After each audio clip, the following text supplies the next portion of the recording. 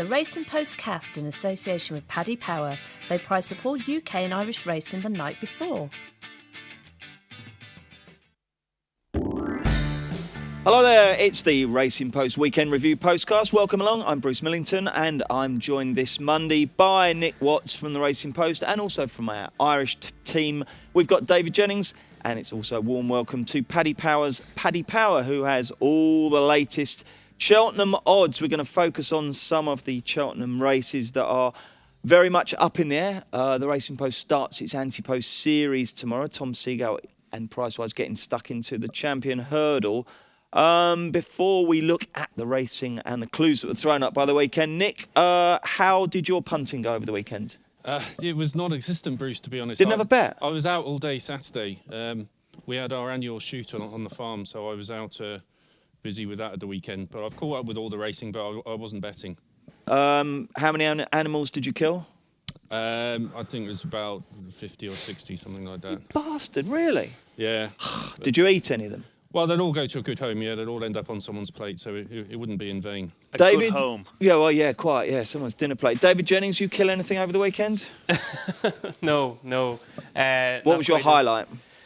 Probably debt duty, I suppose, on racing terms anyway. Outside of racing, didn't really do much, trying to kind of be good in January and all that kind of malarkey. Yeah, I'm doing dry January. Paddy, dry January for you?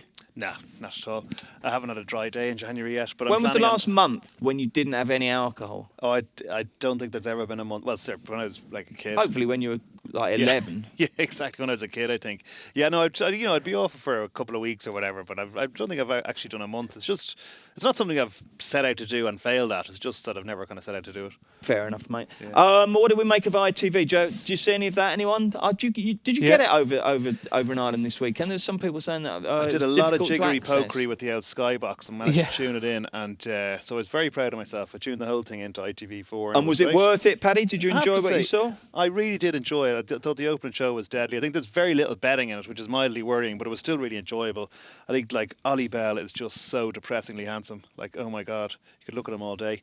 And I got a total man crush on him after that. And then I think the racing coverage in the afternoon was good as well. Yeah, I got to see a good bit of racing on Saturday, which was unusual, but good. Yeah, I rated it. DJ, I suppose you were grafting, weren't you? No, I watched it, yeah. What do you think? I suppose I'm in a little bit of a compromised position here, because I think I might be on that morning show during Cheltenham and Aintree. You got you on it? You're joking? Yeah, I think so, yeah. Right. Have they extended it to 3 hours? I don't know how to pick my name out of a hat, but yeah, I think so. So we'll see how that goes. But right, so you've been silenced, basically. I reckon what they've done is they've told about 50 racing journalists they're all going to be on it during Cheltenham and Aintree. Don't ruin it for me, Bruce. Slagging it off.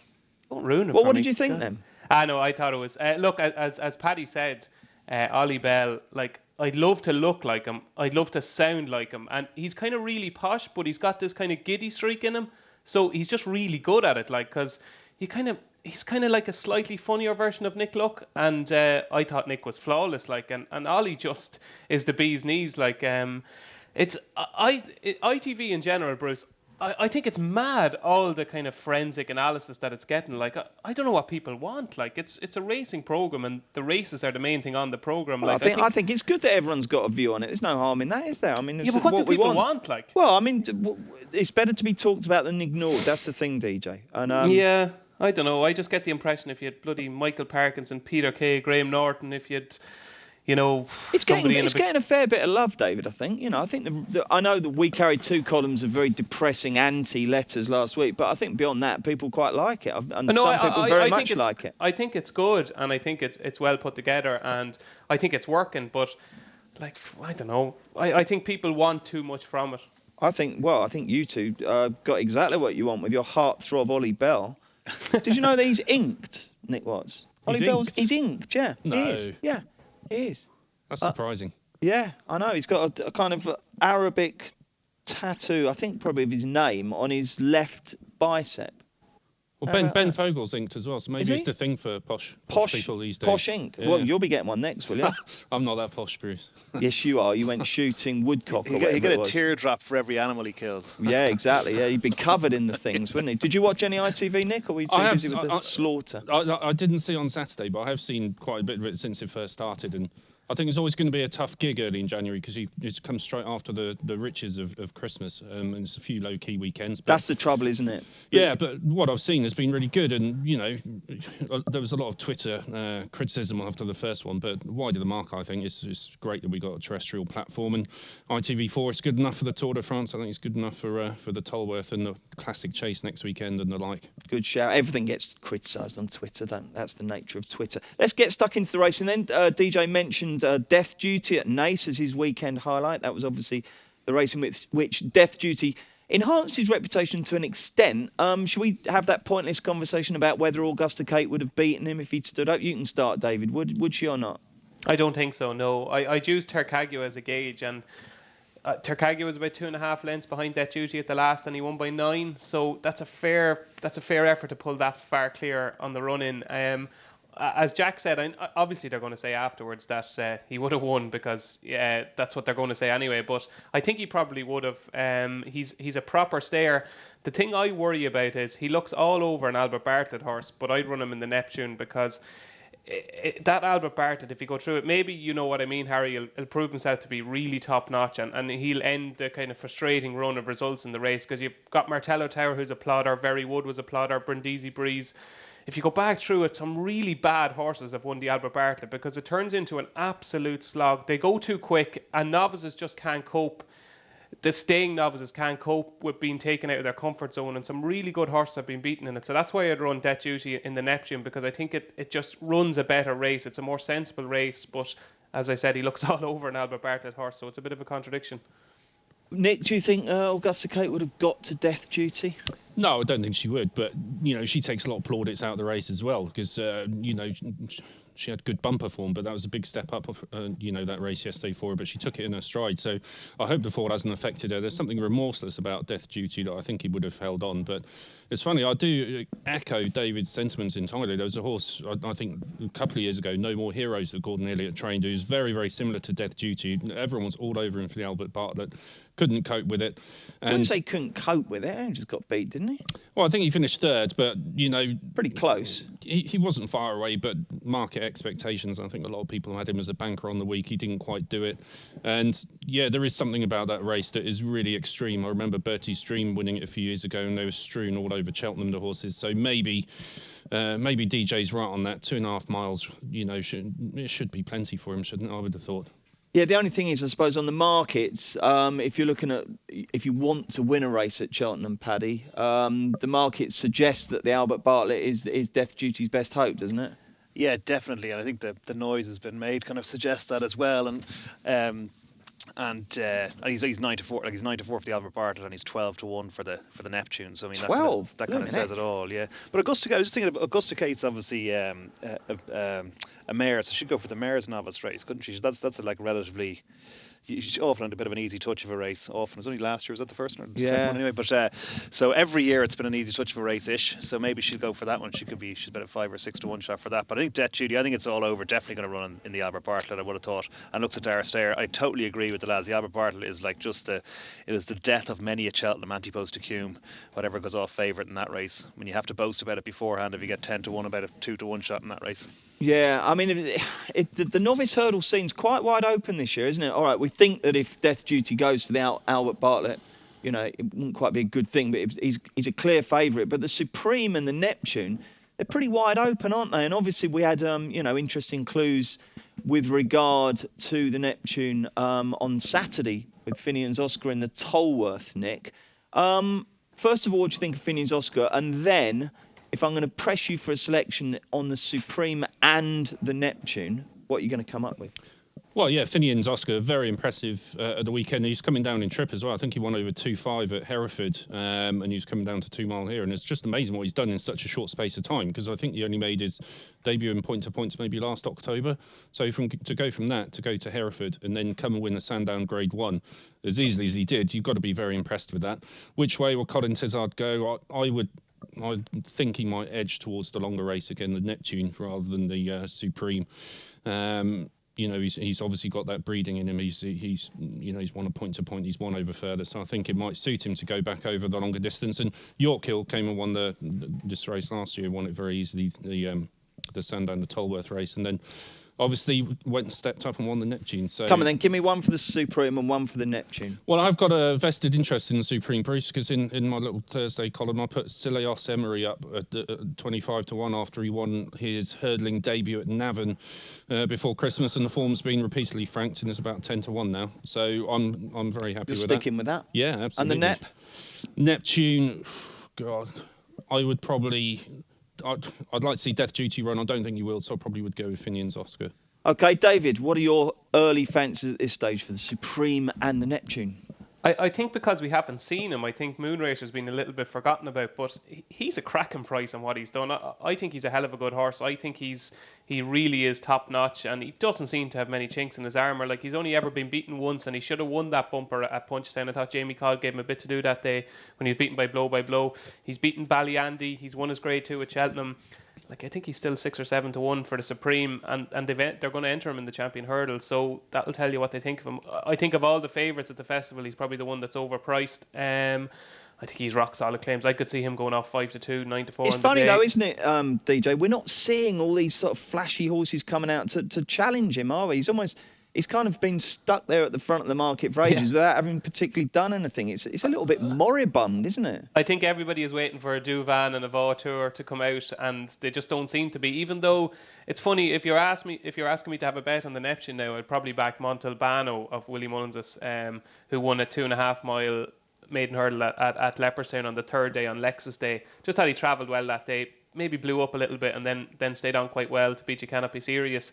And he's pretty solid level of form over in France, and he's 25-1. He's probably not the most flashy Willie Mullins horse, but he could be interesting. It'll be interesting to see where we see him next. Give us his name again, just in case anyone's ears pricked up at that 25-1.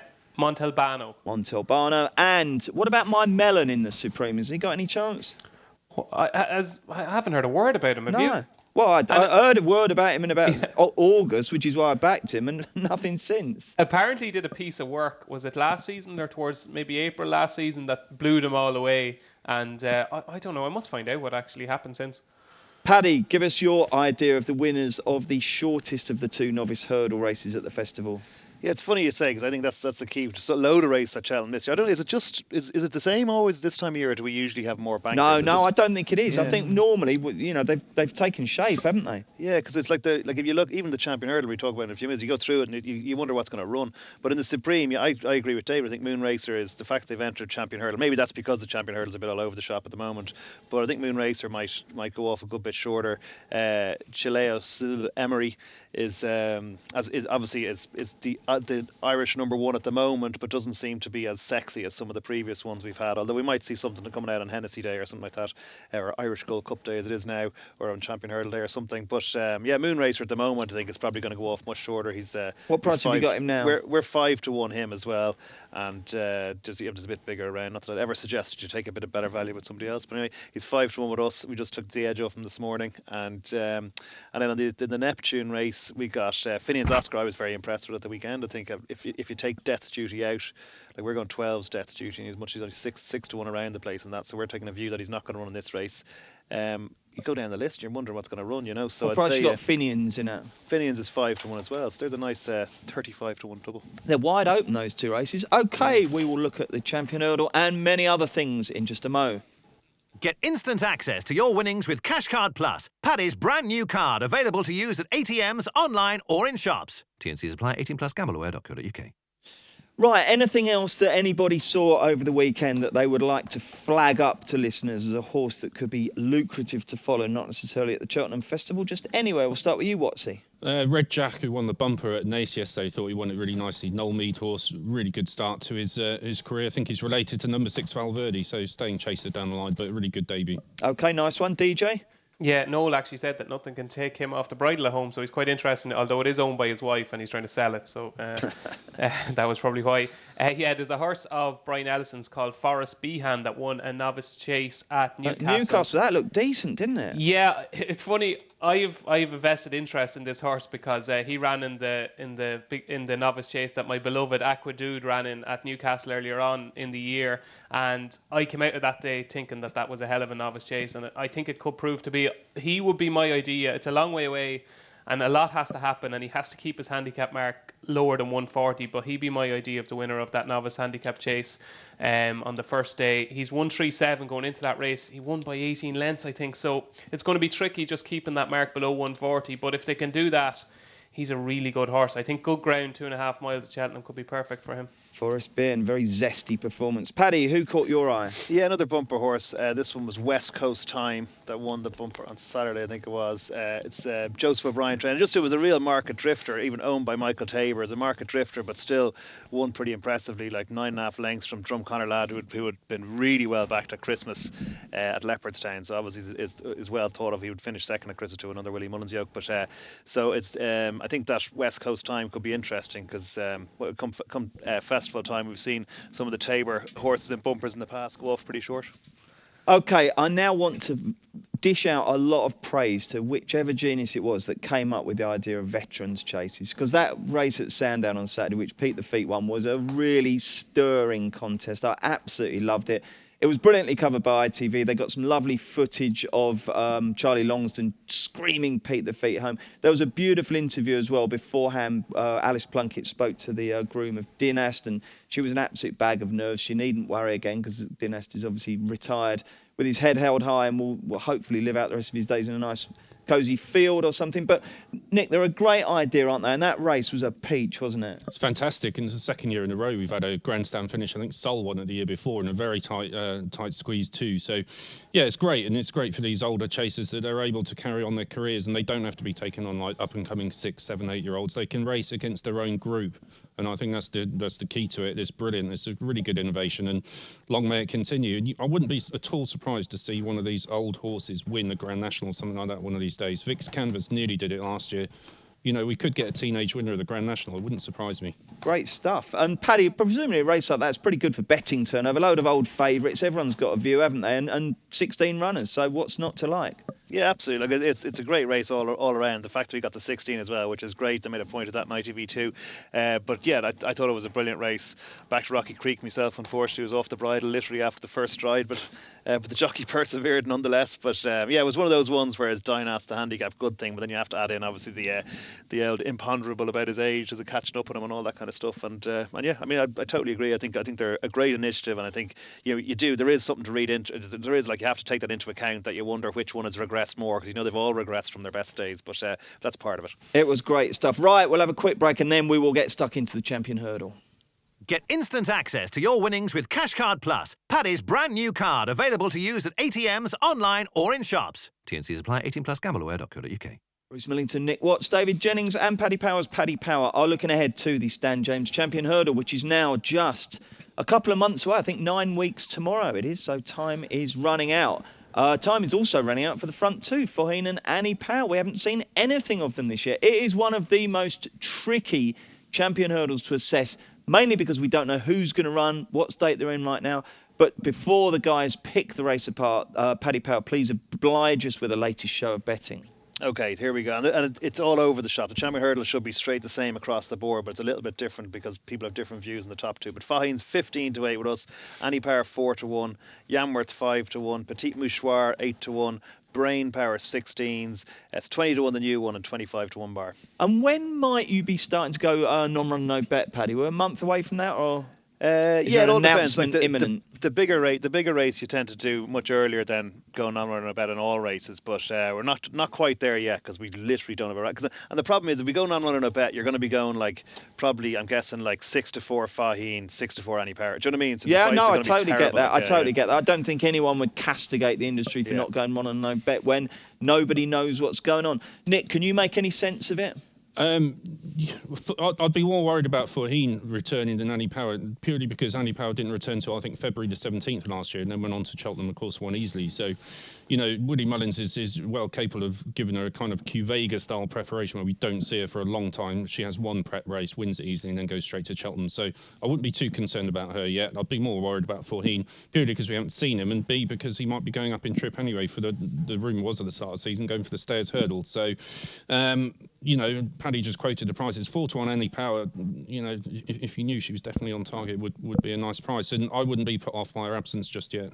Okay, so if you were betting right now, what would you be doing? Would you just take that 4-1 and just keep your fingers crossed that, I mean, you know, if anyone's got previous for bringing horses, particularly female horses, back after a big break and winning at Cheltenham, it's WP Mullins, isn't it? It is Willie Mullins, yeah. And I was looking at this race closely last night, and out of those two, it would definitely be Annie Power. But Brain Power has got to be interesting as well, I think. It's 16-1 or whatever he is. You know, I think he's up to a rating of 162 now, and I was looking at the mark of Annie Power last year. It's exactly the same as her. You know, he's still got a lot under the bonnet from what we saw, you know, of his 2 wins this season. So if he's on 162 already and he's capable of going further, and Nicky Henderson, he's the most winning trainer of the Champion Hurdle, then at 16-1, I think he's got to be of interest. So you Dutch the 2 Powers, would you? Yeah, I think it's going to. Yeah, I think, you know, there's going to be a power surge that day. I think Brain Power is 16-1 is a great price. Okay, DJ, what do you think? What are the rumours first? You're a man over there with your finger on the pulse. What have you heard about Faheen and Annie Power?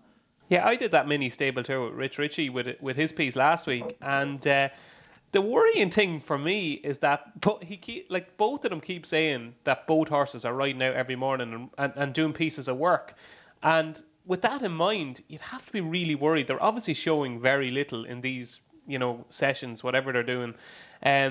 It seems to be that they're both.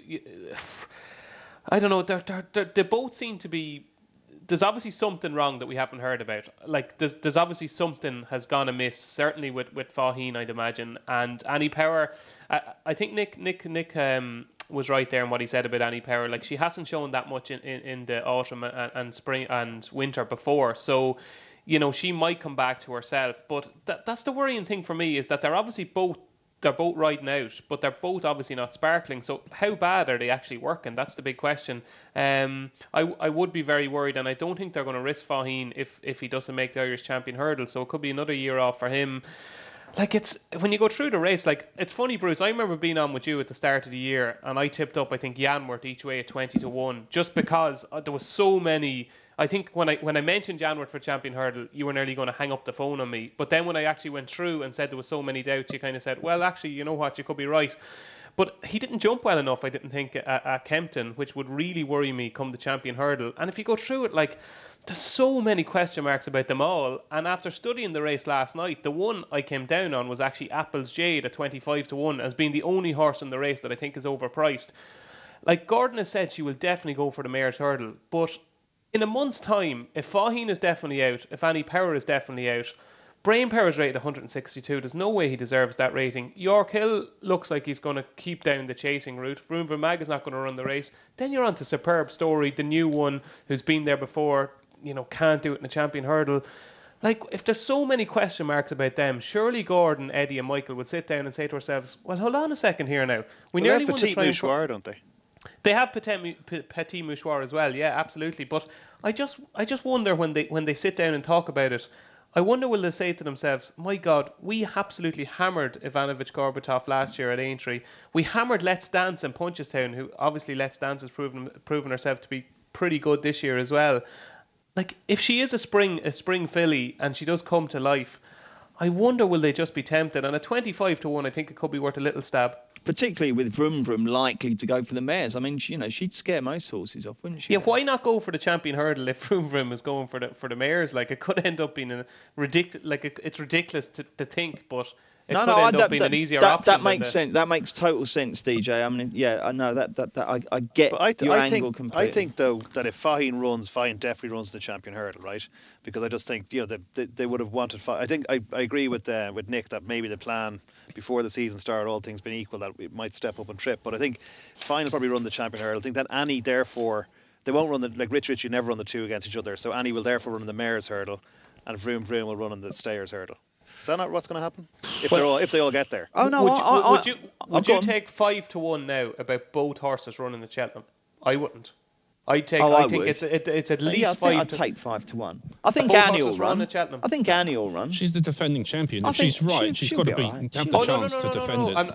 I'm just talking about their well-being. I think it's going to be controversial, but it will be very controversial if the defending champ doesn't defend her crown. Well, it won't if she's not well enough. I see. What if she goes for the mares? Yeah, but the excuse will be if that's her first run of the season. No, I'm not having the mares thing at all. I don't see that happening at all. I really don't. I think that if she's well, I think she'll run in that, and I still think Fahim might have a little go. If he's fit to go at all, he might go in the 3-miler. But basically, the bottom line is none of us know, do we? So it makes it a real minefield. But if everyone was having a bet now, you'd go for Brain Power with a side order of Annie, wouldn't you, Nick? Yeah. DJ, it sounds like you're erring towards a bit of Apple's Jade as the value at 25s. And Paddy Power, what about you? I think Brain Power is only rated a couple of pounds below Yamworth, and he's 3 times the price. I think Brain Power as well.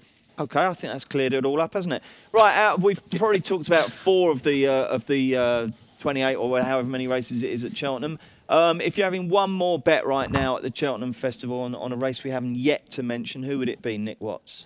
With Josie's orders out of the way now, the old warrior Cantlow, he's got a golden opportunity to win the cross country. What price is he roughly? He's about 4.92, Paddy, is he? Is he? I'll have a look for you now. While Paddy's cranking up the computer. While Paddy's looking at that, 7 to 2. Yeah. Yeah. You like that, Nick, do you? I do, yeah. You'd buy yourself a new gun, couldn't you, if that one? How much is a gun? There's a big range, Bruce. It's a big range. If I will never shoot, voluntarily shoot an animal unless it's coming at me and I happen to have a gun. It wants to kill me. But those chickens and things that you assault they're not particularly dangerous. But if I wanted to come with you on a shoot and you said, right, well, you need to get yourself a gun, how much would I be looking at? 200 quid? I'd put a monkey aside. Really? Yeah. Oh, it's even bad value as well as horrific. DJ, who's your Cheltenham good thing? If I was to have a bet right now for Cheltenham, and I might back it before it runs this week, I would back a horse called Master Blue Eyes for the Fred Winter. I think he's 25 to 1. He's rated 120 at the moment. He was second to Charlie Parks in a juvenile hurdle at Kempton. I like the run that day. I think Charlie Parks is very good. He's rated 120. He's entered in Catterick on Thursday and Huntington on Friday. Last year, Duke Street and R. Thomas were the 2 lowest rated off 128 in the Fred Winter. So I think he does need to win before he gets into the Fred Winter. He's a good flat horse rated 88. I think he's the ideal type for the Fred Winter. So I'll be back in Master Blue Eyes at 25 to 1. Nice one. Paddy, what about you? A nice easier. The Triumph Hurdle. It's not easier than it used to be, I guess. But Mary DeVee, I thought at Christmas at Leopardstown was really impressive. That Graham Wiley horse that beat... was Atlanta one of those Ledger winners, one of those big good Joseph Houses O'Brien of Parliament, yeah. Houses of Parliament, that's what it was, yeah, and was backed from 11 to 4 into 11 to 8 and absolutely hacked up. Mary DeVee, you've got in at 8 to 1. Excellent stuff. Okay, before we go, we've got the Queens of the Turf series, which I hope everybody's enjoying. It's running right through January, celebrating all the best fillies and mares. Nick, if you were editing that series, who would you put in at number 1? Just solely on heart rather than ability. Jumps, it would be Flaky Dove, definitely. Yeah. Good old-fashioned farming type. I think Richard Price's name wasn't it? And she came and won the champion hurdle. That's fantastic. And if it was a flat one, it'd probably be user-friendly. User-friendly? Bill Gredley, wasn't it? Yeah. Excellent. DJ, who's your fab filly?